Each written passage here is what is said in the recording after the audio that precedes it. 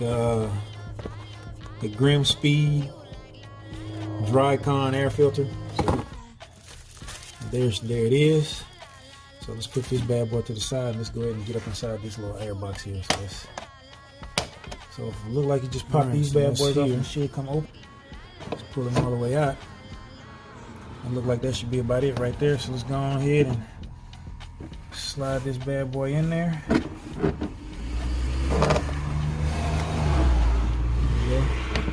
Got a good rubber seal. Let's see if she are closed all the way here. To put that on, and just like that, we got that bad boy on there.